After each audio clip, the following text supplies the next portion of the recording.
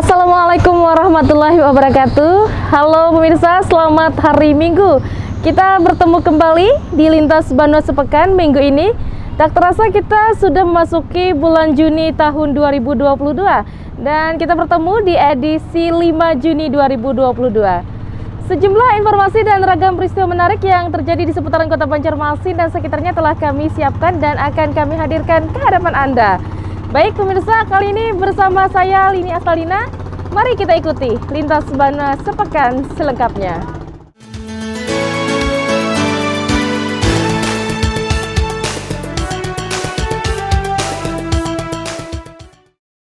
Baik pemirsa, kami hadirkan informasi pertama di Lintas Banua Sepekan minggu ini.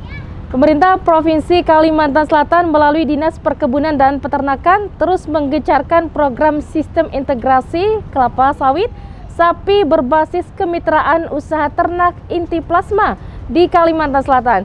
Salah satu andalannya upaya percepatan swasembada sapi potong sekaligus pendukung ketahanan pangan nasional dalam penyediaan sapi potong di tengah kasus penyakit kuku dan mulut. Di tengah menyebarnya kasus penyakit kuku dan mulut, berdampak kurangnya pasokan ketersediaan sapi ke Kalimantan Selatan hingga cukup mengkhawatirkan pemerintah setempat.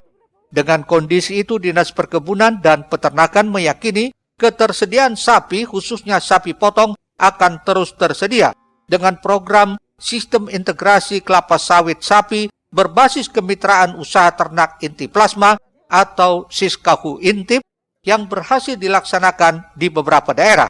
Program Siskaku Intip yang terus digalakan ini dilaksanakan secara terpusat di sekitar lokasi kebun plasma sawit sebagai upaya pengembangan perekonomian masyarakat sekitar guna terciptanya harmonisasi antara masyarakat dan pihak perusahaan.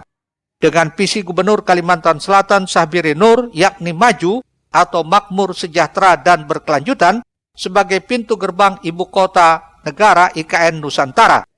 Program Siskaku Intip diharapkan ikut mempercepat swasembada sapi potong sekaligus pendukung ketahanan pangan nasional dalam hal penyediaan sapi potong. Alhamdulillah Siskaku Intip ini sudah ada 8 perusahaan berkomitmen, perusahaan besar swasta perkebunan kelapa sawit yang sudah berkomitmen dan 4 yang sudah implementasi. Ya, jadi kami harapkan seluruh sesuai dengan himbauan Bapak Gubernur bahwa seluruh perusahaan perkebunan kelapa sawit yang ada di Kalimantan Selatan nanti akan mengimplementasikan program Siskaku Intip ini. Karena ini tadi disampaikan oleh Pak Imam, Ibu Gub, bahwa ini juga sangat mendukung perekonomian di tingkat masyarakat sekitar. Link satunya atau istilahnya di plasma karena memang perusahaan punya kewajiban membangun memfasilitasi pembangunan kebun plasma dan salah satunya juga bisa dengan Siskaku Intip. Terjadi integrasi ya antara perkebunan dan peternakan ya. Di sini sawit hamparan tanaman sawit itu yang diintegrasikan dengan sapi yang luar biasa ini potensinya. Jadi sapi ini kan tentu saja merupakan penggerak roda perekonomian khususnya di Kalimantan Selatan, dan menurut informasi bahwa program Siskaku Intip ini ternyata di Kalimantan Selatan ini yang punya potensi yang luar biasa dan berhasil alhamdulillah sampai sekarang itu tetap berkelanjutan. Dan kita berharap ya dengan adanya potensi yang seperti ini bisa terus ditingkatkan lagi, kemudian juga bisa ditularkan ke daerah lain ya, khususnya di Kalimantan sendiri juga bahkan provinsi lain. Karena apa? Di sini betul-betul bisa mendatangkan keuntungan yang double ya, selain penghasilan sendiri tentu saja dan dari sawit ini bisa menjadi pakan sapi itu sendiri, dan sudah dilihat hasilnya. Sidi melaporkan untuk Banjar TV. Selanjutnya pemirsa, Rumah Sakit Umum Daerah Ulin menjadi pilihan pemerintah untuk pemeriksaan kesehatan bagi jamaah calon haji jalur khusus yang siap berangkat bulan Juni ini. Pemeriksaan dilakukan secara bertahap. Semua jamaah calon haji diberikan pelayanan terbaik agar mendapatkan hasil optimal guna kelancaran beribadah di Tanah Suci. Direktur Rumah Sakit Umum Daerah Ulin Banjarmasin resmi membuka pemeriksaan kesehatan calon jemaah haji khusus di Aula Antasari Gedung Diagnostik Senin 30 Mei 2022. Kegiatan ini berlangsung 3 hari yang secara bertahap memeriksa 298 peserta dari 11 travel di Kalimantan Selatan. Semuanya diberikan pelayanan terbaik agar mendapatkan hasil optimal guna kelancaran beribadah di Tanah Suci nanti. Yang diperiksa macam-macam. Yang pertama darah lengkap, gitu.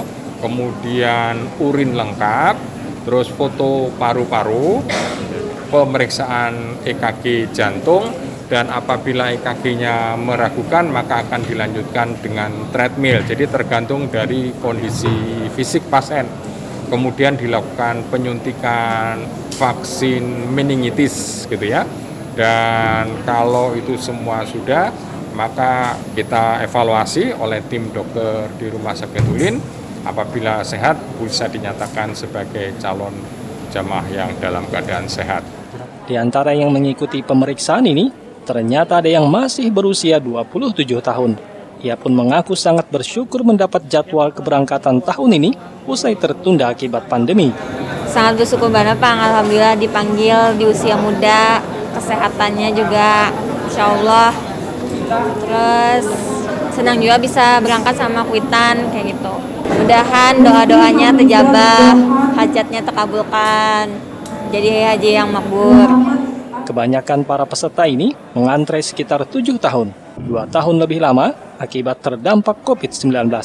Rata-rata semuanya menghabiskan 12 sampai 13 ribu dolar Amerika Serikat atau hampir 200 juta rupiah untuk bisa berangkat di kuota khusus.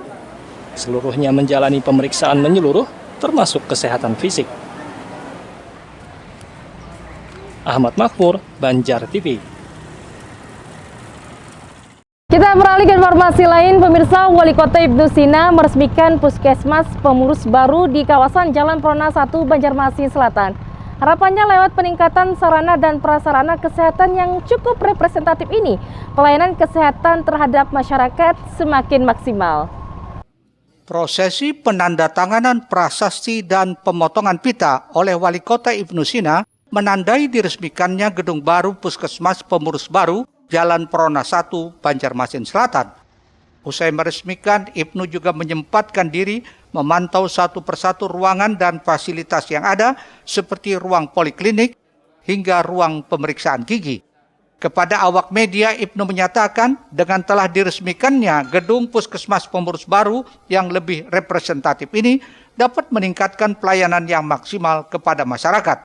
Apalagi sarana prasarana di puskesmas ini sudah cukup lengkap. Selain ada layanan untuk penyandang disabilitas dan lansia, juga dilengkapi dengan UGD, sehingga dinilai sudah cukup standar untuk bisa benar-benar mewujudkan pelayanan yang paripurna sesuai visi misi Baiman. Dan ini kira sudah memenuhi standar untuk pelayanan dasar.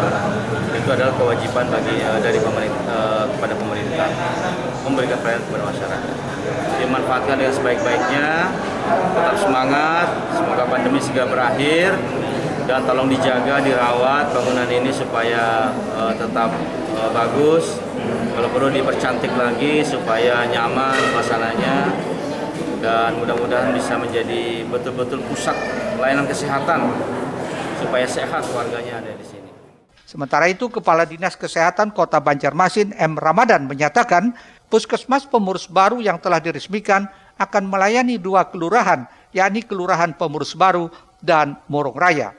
Puskesmas yang dibangun sejak tahun 2021 tersebut menghabiskan anggaran lebih kurang 4 miliar dengan fasilitas kesehatan yang cukup standar, dilengkapi OGD yang nantinya bisa memberikan pelayanan yang cepat jika ada masyarakat yang ingin melahirkan maupun terjadinya kecelakaan. Ya, alhamdulillah hari ini sudah diresmikan oleh Bapak Wali Kota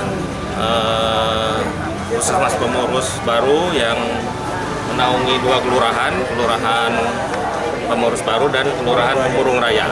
Alhamdulillah. Anggarannya Pak? Anggarannya sekitar 4 miliar 2021 dan tetap pelayanan tetap jalan dan tidak ada stop, dan alhamdulillah sudah diresmikan dan operasional dinikmati untuk fasilitas kesehatan masyarakat di daerah sekitar.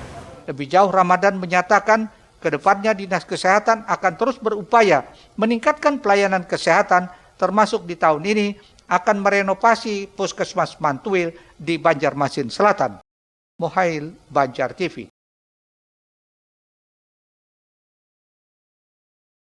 Ya pemirsa, saat ini Rumah Sakit Sultan Syuriansah Banjarmasin melakukan pemeliharaan sementara terhadap beberapa keretakan dinding bangunan IGD guna kenyamanan pelayanan dan mulai berkonsultasi melakukan uji kelayakan mendalam dengan pihak ketiga. Di samping itu, berdasarkan uji kelayakan, keretakan Rumah Sakit Sultan Syuriansah diakibatkan getaran hammer dari pekerjaan proyek siring di samping rumah sakit. Namun, Dinas PUPR menyarankan dilakukan uji kelayakan mendalam dengan pihak ketiga. Kepala Dinas PUPR Kota Banjarmasin Insinyur Suri Sudarmadia saat menghadiri rapat bersama Komisi 3 dan pihak Rumah Sakit Sultan Syuriansah beberapa waktu lalu, mengatakan kerusakan retaknya dinding bangunan Rumah Sakit Sultan Syuriansah milik Pemko Banjarmasin disebabkan oleh getaran hammer dari pekerjaan proyek siring di samping rumah sakit tersebut. Hal ini juga sudah melalui uji kelayakan dan pemeriksaan lainnya. Suri juga memastikan kerusakan bangunan masuk dalam kerusakan ringan, namun pihaknya menyarankan untuk dilakukan uji ketahanan bangunan lagi yang lebih detail dengan pihak ketiga. Intinya gini ya, setiap bangunan yang sudah selesai dibangun itu harus dilakukan pemeliharaan gitu ya, pemeliharaan. Pasca selesai bangunan itu harus ada namanya persiapan untuk operasi dan pemeliharaan. Nah, ini harus segera dilakukan. Jadi kalau namanya gedung ini 2015 dan usia sudah untuk 3 gedung IGD dengan ini kan sudah 2015 ya, 7 tahun itu memang harus dilakukan pemeliharaan. Jadi jangan nunggu 7 tahun. Jadi memang harus pasca sudah selesai siapa yang mempergunakan memang harus mengalokasikan namanya operasi dan pemeliharaan. Nah, itu operasi pemeliharaan pun kita harus melihat juga ada namanya manual operasi dan pemeliharaannya, bagaimana mengoperasikan misalnya ruang IGD, bagaimana kita memeliharanya, apakah dapat dilakukan rutin atau berkala. Nah, seperti itu kami. Jadi terakhir itu memang sebaiknya untuk meyakinkan, memang baiknya dilakukan uji kehandalan bangunan. Uji kehandalan bangunan yang dilakukan oleh tenaga profesional ya, pihak ketiga lah kayak gitu. Jadi secara keseluruhan kita nilai, tadi kami sarankan seperti itu untuk kepada pihak rumah sakit. Dengan uji kelayakan mendalam bersama pihak terkait ahli di bidangnya, dalam hal ini akan lebih diketahui lagi kelayakan, umur bangunan hingga mutu dari bangunan setelah dilakukan beberapa pengujian tersebut. Murtasiah, Banjar TV.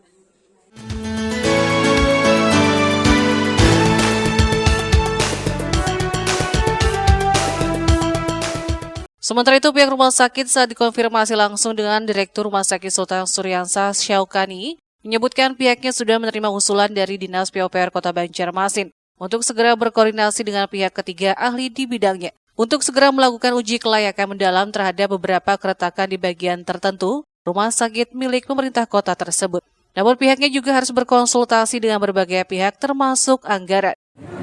Ya, pemeliharaan rutin saja mungkin. Jadi, cuman kan memang PUPR sudah menyarankan untuk dilakukan uji kelayakan gedung uji kehandalan. Nah, itu kita nanti tentu akan berkonsultasi lebih lanjut dan sarannya kan menunjuk pihak ketiga, tenaga ahli untuk melakukan uji kehandalan gedung. Jadi tentu ini satu hal yang baru ya bagi kami, jadi kami harus berkonsultasi terlebih dahulu kepada pihak-pihak terkait dan juga berkaitan dengan masalah penganggarannya. Adapun untuk pemeliharaan rutin, ya kita ada anggaran pemeliharaan rutin dan sudah kita laksanakan sebenarnya. Ya, kita sudah melaksanakan cukup banyak pemeliharaan di rumah sakit, perbaikan toilet, penataan lahan parkir, juga beberapa area keretakan di dinding juga sudah diperbaiki, tapi masih berproses. Pengecatan juga masih berproses ya. Saat ini pihaknya juga tengah melakukan pemeliharaan sementara guna kenyamanan sehingga tidak menimbulkan kekhawatiran termasuk pelayanan di rumah sakit. Risna, Banjar TV. Pemirsa, Dinas Kesehatan harus bergerak cepat mengambil aplikasi yang sudah diluncurkan Kementerian Kesehatan untuk bisa disosialisasikan kepada masyarakat. Terkait aplikasi memudahkan mendapatkan informasi pelayanan kesehatan. Sosialisasi bisa dimulai dari kaum milenial yang nantinya ikut terjun ke masyarakat, memberikan edukasi terkait penggunaan aplikasi tersebut. Kota Banjarmasin sudah selayaknya menjalankan berbagai pelayanan, baik pelayanan publik di bidang kesehatan, pendidikan, dan lainnya, dengan Smart City yang sudah menjadi salah satu slogan Kota Banjarmasin. Hal ini guna mempermudah pelayanan publik serta pelayanan informasi kepada masyarakat di berbagai bidang. Salah satunya pelayanan informasi kesehatan di tiap pusat kesehatan seperti rumah sakit, termasuk Rumah Sakit Sultan Syuriansah milik pemerintah Kota Banjarmasin. Oleh karenanya, SKPD terkait dalam hal ini, Dinas Kesehatan harus bergerak cepat mengambil aplikasi tersebut yang sudah diluncurkan Kementerian Kesehatan RI untuk bisa disosialisasikan kepada masyarakat terkait aplikasi memudahkan mendapatkan informasi pelayanan kesehatan.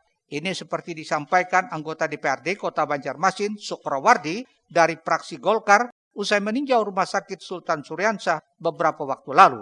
Telemedicine adanya, program telemedicine, telefarma, obat-obatan, dan bahkan obat yang tersedia itu sudah mendidorong obat-obatan yang memang produksi asli Indonesia. Ya, itu yang menjadi hasil kunjungan kita. Jadi seiring itu Banjarmasin sudah mempunyai Kominfo yang mengenai program Smart City, itu harus segera diambil, disinergiskan dengan Dinas Kesehatan. Hingga masyarakat tidak lagi datang antrian untuk minta perawatan, untuk pelayanan itu. Ketika datang sudah pada posisi kami dilayani dan bisa bahkan kalau perlu pasien itu tidak perlu juga datang ke puskesmas kalau memang ada sudah layanan itu. Oh ternyata obatnya ini, didiagnosanya seperti ini. Jadi kalau dalam konteks kesehatan itu ada pelayanan home care, misalnya datang ke rumah visit kepada orang-orang yang memang usianya sudah tidak mungkin lagi datang ke puskesmas itu. Untuk membantu menyosialisasikan aplikasi pelayanan informasi kesehatan rumah sakit ini, juga bisa dimulai dari kaum milenial yang nantinya ikut terjun ke masyarakat memberikan edukasi terkait penggunaan aplikasi tersebut. Murtasia, Banjar TV. Ya pemirsa, usai jeda iklan berikut kami hadirkan informasi RSUD Hasan Basri Kandangan siap menjadi rumah sakit pendidikan. Tetaplah bersama kami di Lintas Banua Sepekan.